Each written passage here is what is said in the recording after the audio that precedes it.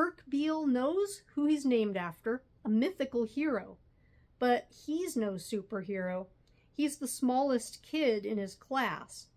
So when his homeroom teacher at his new middle school gives him the assignment of duplicating the mythical Hercules' amazing feats, in real life, he's skeptical.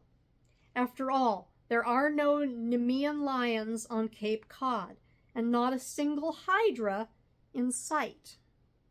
My preview today is The Labors of Hercules Beal by Gary D. Schmidt. I am reading it via the Libby app, and I obtained it through Sacramento Public Library. Some things I need to tell you here at the beginning, to get them out of the way. Everyone has stuff to get out of the way, right? So here's the first thing. My name is Hercules Beal. I know, it's a stupid name.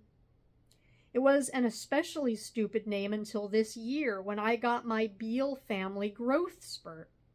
Before that, I was the kid who always got put in the front of the class picture because otherwise I'd disappear behind kids like Ty Malcolm, whose grandfather played defensive end in the NFL before he became a minister at the Second Baptist Church of New Bedford and passed all his ginormous genes down to Ty.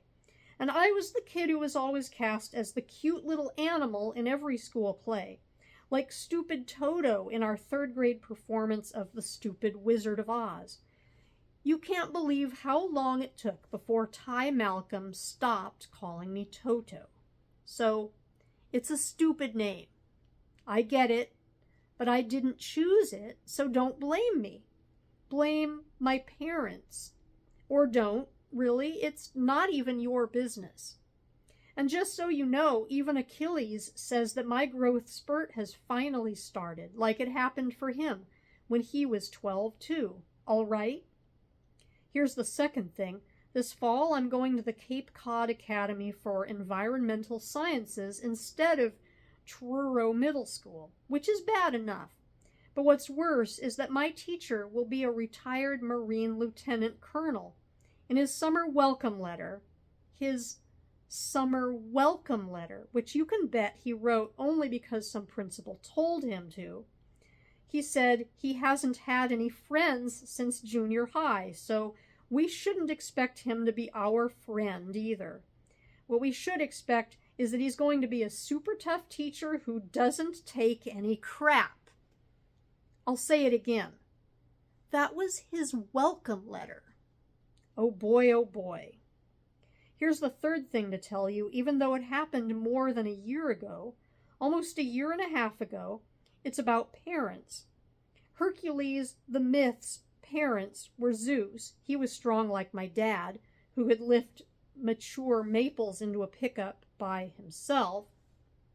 And Alcmene, who was beautiful and wise and who had dark eyes, like my mom. Those were Hercules' parents. I don't have any. Now, I mean.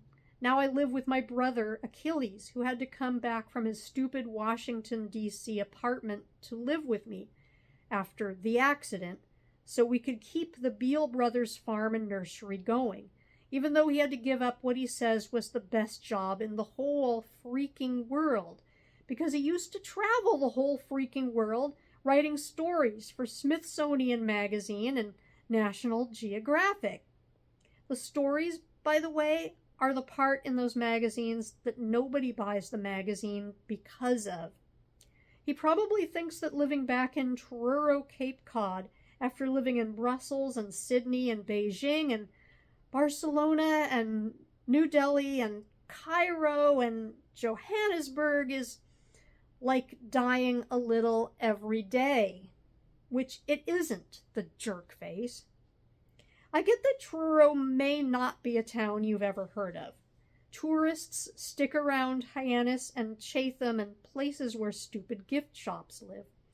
Or if they want to go up to the end of the Cape, they drive to Provincetown and skip right through Truro without looking. probably because there aren't any gift shops in Truro. But what the tourists don't know, and what my brother probably doesn't remember, is that Truro is the most beautiful place on the planet. This has been a preview of The Labors of Hercules Beal.